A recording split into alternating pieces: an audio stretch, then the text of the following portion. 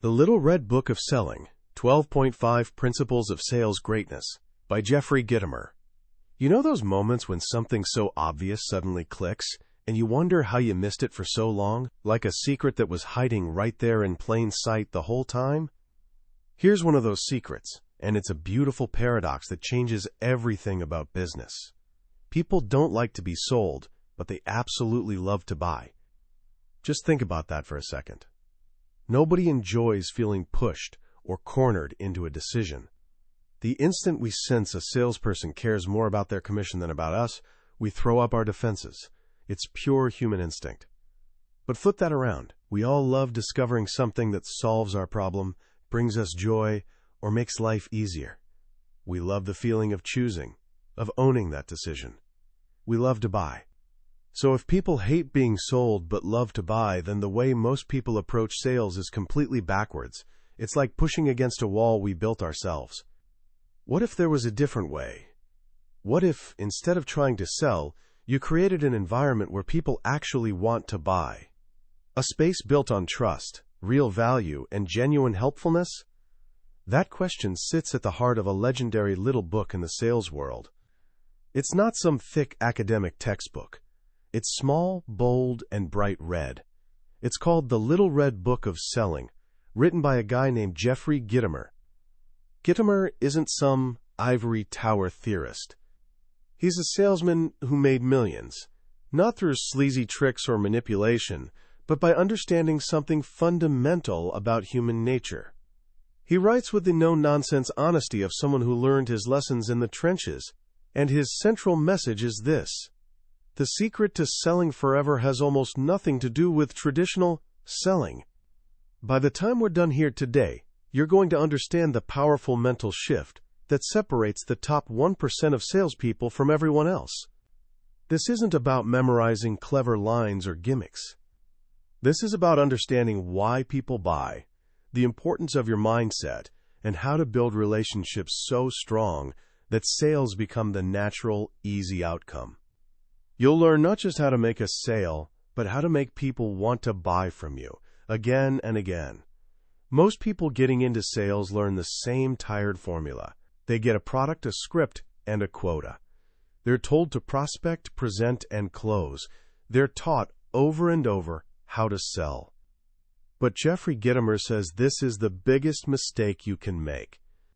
He argues that the question, how do I sell, is a billion times less important than this much simpler question: why do people buy? Because once you understand the real reasons people choose to spend their money, you can stop selling altogether. You just create the conditions where they naturally choose to buy, and that changes everything. So why do they buy? It's not your slick presentation. It's not your glossy brochure, and it's almost never because you have the lowest price. Gitomer says the real reasons are far more human and far more powerful. People buy because they like the salesperson. He calls this the single most powerful element in any sales relationship. Liking builds trust.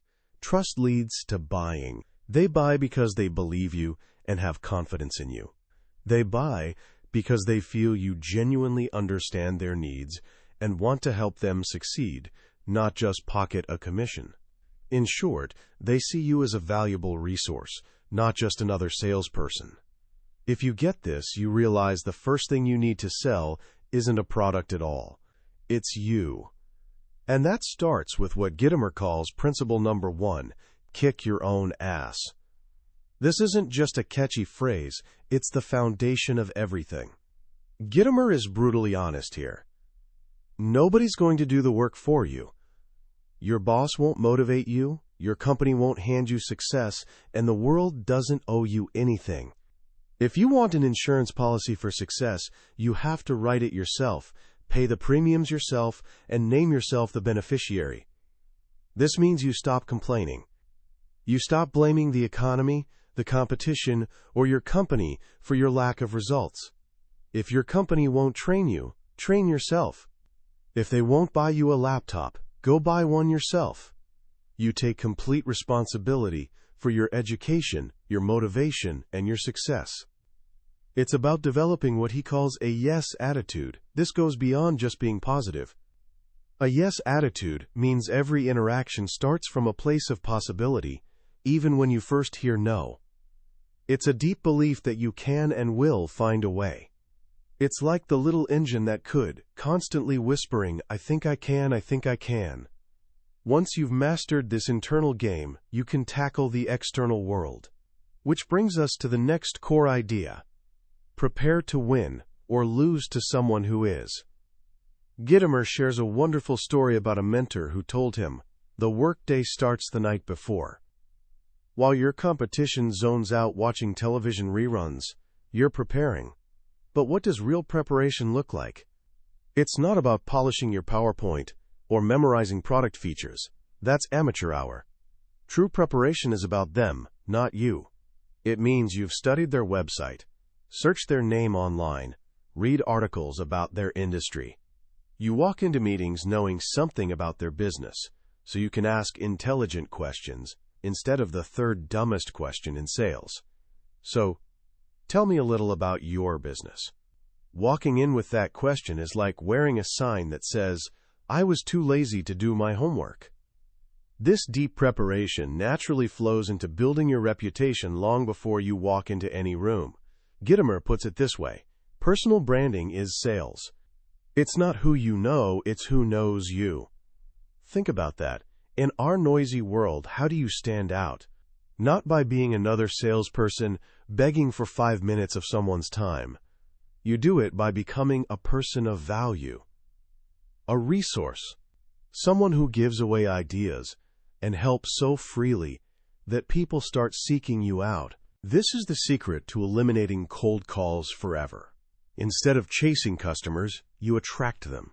Gitomer lives this himself. For over a decade, he wrote a weekly newspaper column in a free email newsletter called Sales Caffeine, giving away his best ideas. He never made a single sales call to book a seminar. They all called him. Why? Because he'd already provided them with value. He'd established his brand as the sales guy. You can do the same in your field. Give free talks, write articles, share insights online.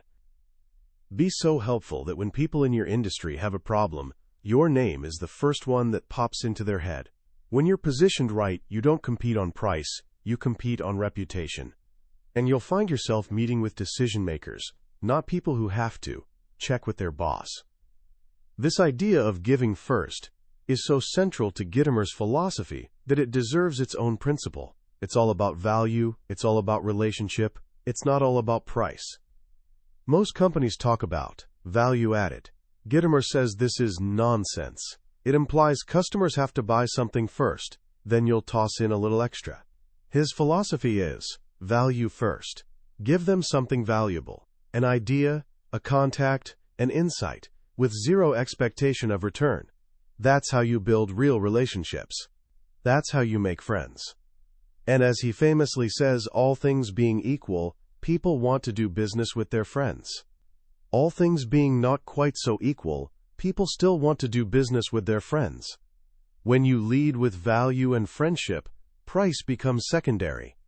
He illustrates this perfectly with a car dealership example. One dealer sells the car for $100 less. But when you need service, it's a nightmare. You're waiting forever, they don't have the part, you have to come back next week. At that moment, you don't remember the $100 you saved.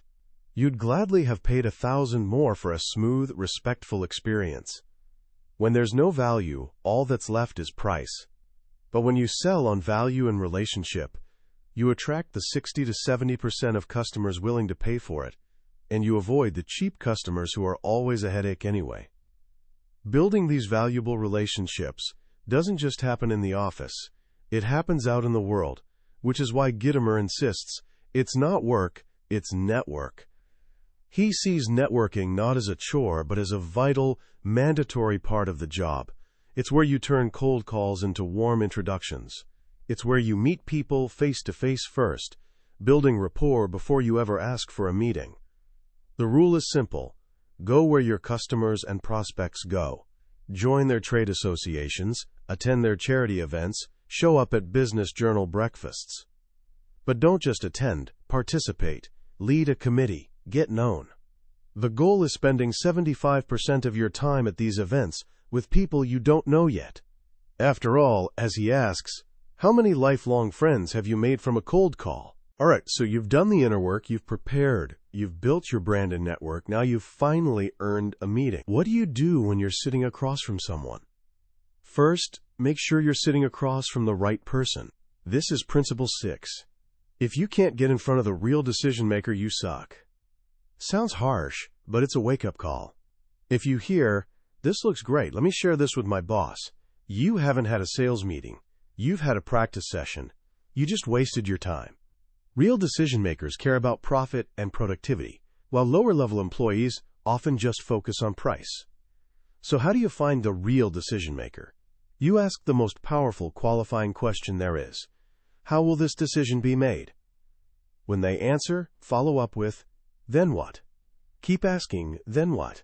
4 or 5 times, and like magic, the entire process and the names of the real players will reveal themselves. Once you're in front of that real decision maker, your job isn't to talk, it's to listen, and to ask brilliant questions. This is the heart of the sale. Engage me, and you can make me convince myself. Sales are made or lost based on the quality of your questions. Dumb questions get dumb answers. Questions like, who are you currently using?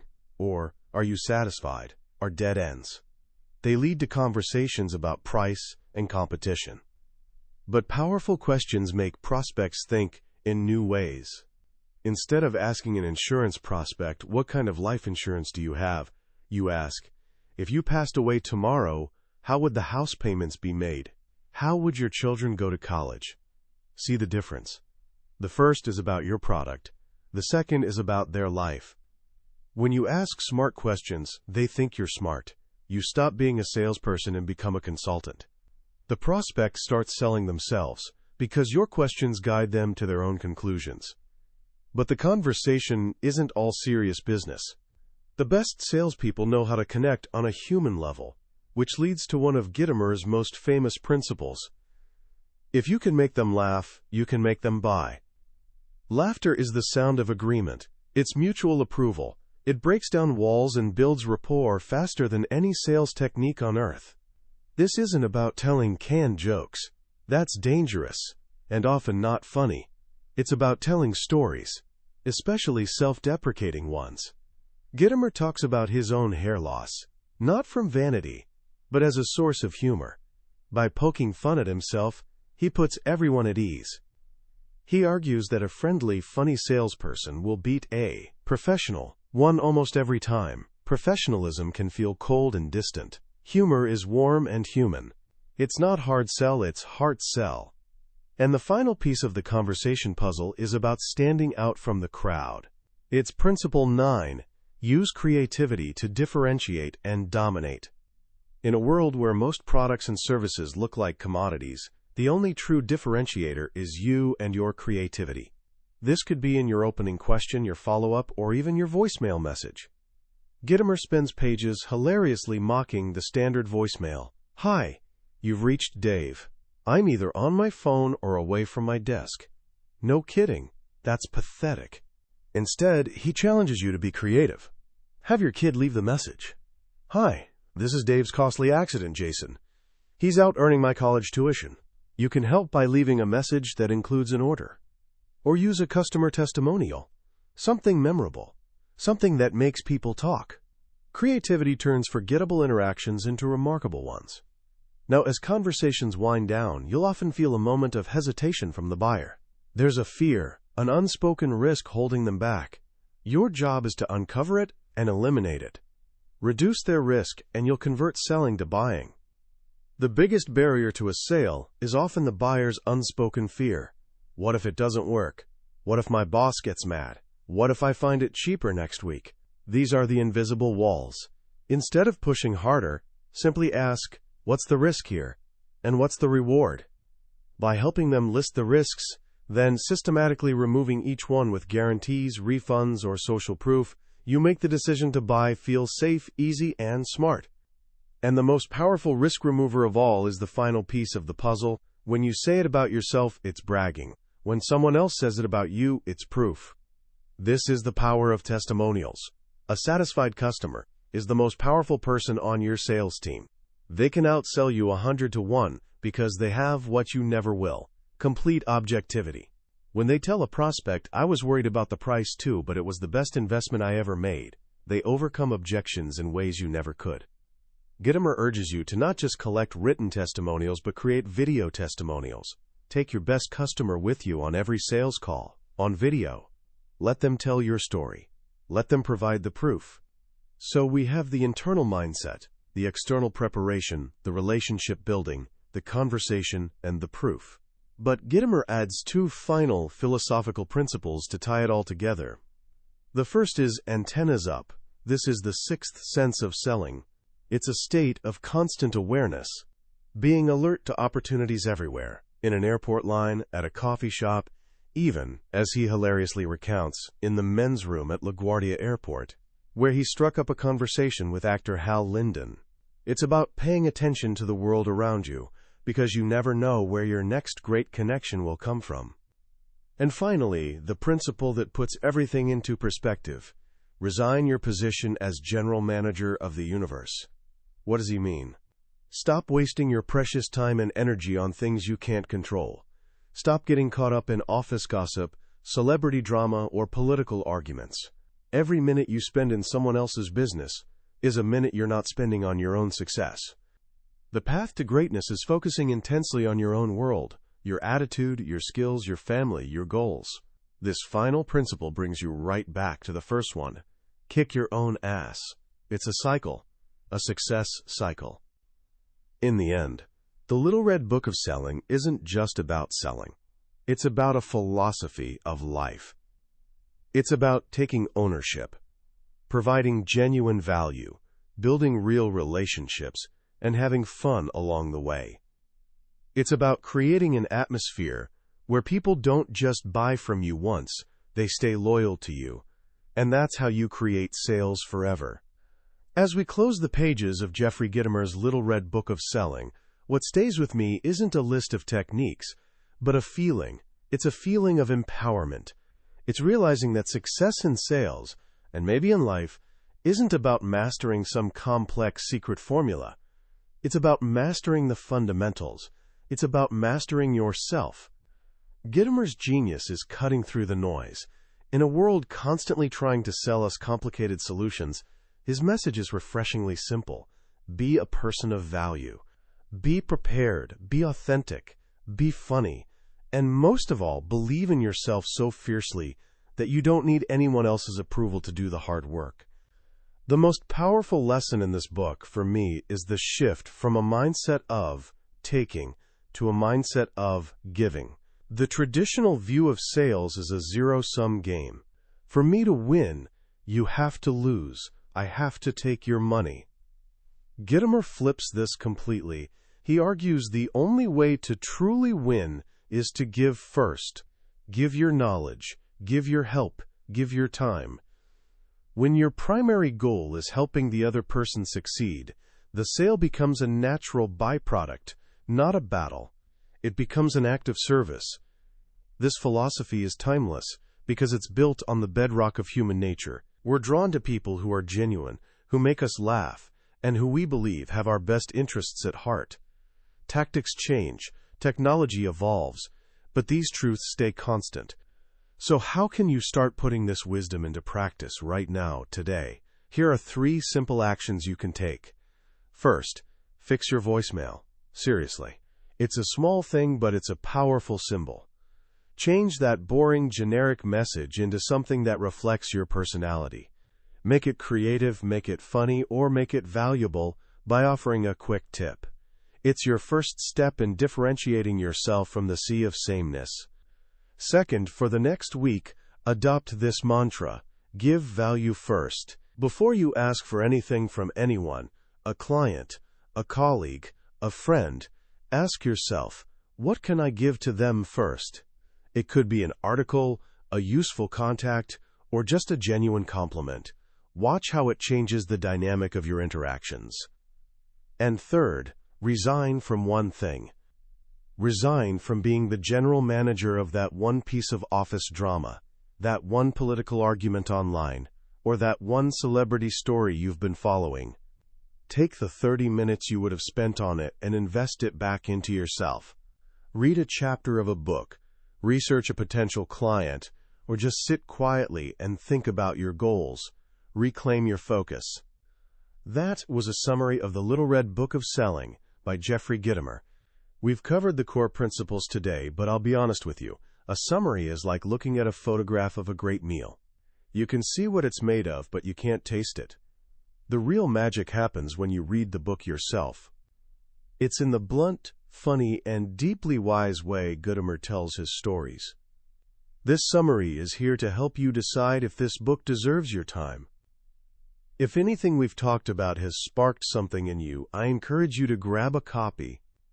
Reading it isn't just learning, it's an experience that can genuinely change the way you approach your work and your life. The link to the book is in the description. Also, if you found this journey valuable, please take a moment to click that like button and subscribe to the channel. That way, you won't miss our next exploration into another life-changing book from the billionaire's bookshelf. Let's keep growing together.